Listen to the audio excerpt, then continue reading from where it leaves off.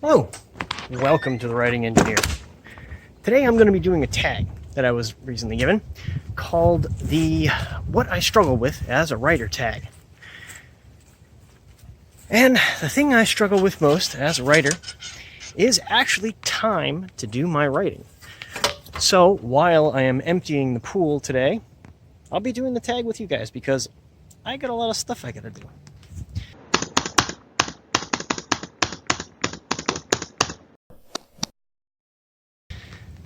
Alright, let's see how this goes. I don't really have a way to hold this up outside, but... well, you can't really see me that well, can you? Okay, but anyway, we're going to give this a try. We're going to see how this works. So the reason why I struggle with time as to write is that, as I may or may not have mentioned, I've got 4 kids. And that takes a lot of my time. Not to mention a full-time job that I spend 10 hours a day at, and a 100-year-old house that I got to do lots and lots of repairs on. So it's fairly reasonable. Oh, gross. That wasn't supposed to be in there. It's all slimy now. I hope that you don't have to replace that. But finding time to do my writing, in between putting the kids to bed, helping with dinner, and actually eating and doing all the other stuff I have to do, it's a little difficult. So this is one of the ways I'm going to try and do multitasking. It especially becomes difficult in the planning phase for me to do my writing. It takes me a lot longer time to do things like, whoop, there goes all the water. It takes me a lot longer to do things like outlining and stuff like that, because those typically require for me to do long sessions, hour-long planning, because once I get into it, I really don't want to let the thread of what it is that I'm doing go. So that tends to be the more difficult portion. I can do the writing in fits and starts. As I've mentioned before in an earlier video, I'll leave the information below on which video that is, about writing in microbursts, a couple minutes at a time, and how you can achieve up to thousands of words a day if you've only got stretches of a couple of minutes, but you can string them all together. Alright, so that looks like most of the water there. We're going to try and empty some more of this out. That is typically the thing that I struggle with most as a writer, is finding the time to do all the things that are necessary for writing, especially being a self-published author. Finding the time to do the updates for Amazon, and do the editing, and all the other million things that, well, you guys all know that you have to do in order to have a reasonably published book, or at least one that doesn't suck. Water is really heavy. But anyway, so we're trying something new. Well, I'm doing a... There's all the rest of the water. That's a lot of water. It looks like, oh, this was probably down for a little too long. I don't know if you can see, but that's where the pool was for about a week and a half since the 4th of July. But we're gonna deflate this thing now and hopefully finish up this, I guess, relatively short video. So, because I tend to find that the ideas are never really the problem for me. I can come up with some fairly reasonable ideas. In fact, I think we'll do a little sidestep in one of the things that I do fairly well, which is come up with story ideas. So let's see, what have I got in my backyard here? Okay, there's a basketball kind of sitting on the grass.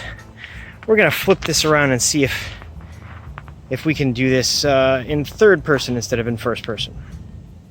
Backyard, and we got a couple of toys for kids and a jungle gym and whatnot. We got some chairs, some floral stuff, if you will. The mask that I pulled out of the thing, and a table and a thing. So what could someone possibly make with any of these particular items into a story? There's our story right there. We have a shed in the backyard. This shed is typically kept locked. Well, now, why would someone keep their shed locked all the time? Someone have their shed locked all the time? I can think of any one of a number of reasons someone would have their shed locked all the time. Maybe they're keeping someone there illegally. Maybe they have a hidden stairwell to an underground facility. Maybe they're bootleggers that's where they keep all their moonshine equipment. But that's only one idea. Typically, and if you've read Stephen King's book on writing, that a story is comprised of two ideas that play off of each other. For example, my first book, Amara's Law, the first thing that I came up with was the main character, 13.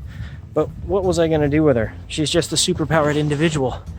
It wasn't until I realized that her complete opposite would be a biologically created being that was also super strong, and then play on the two different technologies and how they would interact with each other.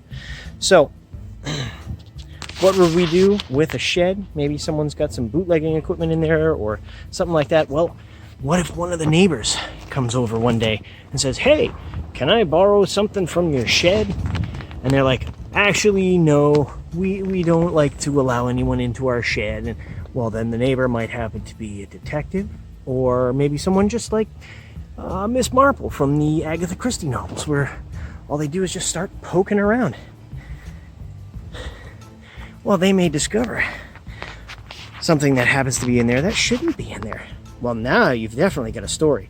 You've got someone with a mysterious backyard shed, and another person who's looking or trying to look into that backyard shed. And that's kind of basically how I come up with most of my story stuff. Yeah, unfortunately, I've gone a little far afield on the what I struggle with as a writer tag. But since time is basically an issue that we all struggle with, I didn't feel that I had a lot to contribute more than just saying I struggle with time. All right, well, that's going to be it for today. I hope you enjoyed today's somewhat more personal content, as I did some various tasks around the backyard. If you enjoyed the video, give it a like below. If you didn't, give it a thumbs down and tell me what it was that I did wrong. As usual, all my contact information is going to be listed in the description box below.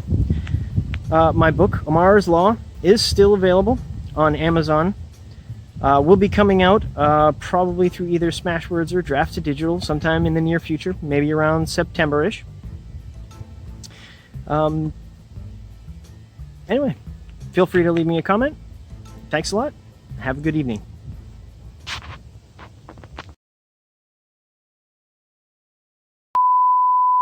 And hopefully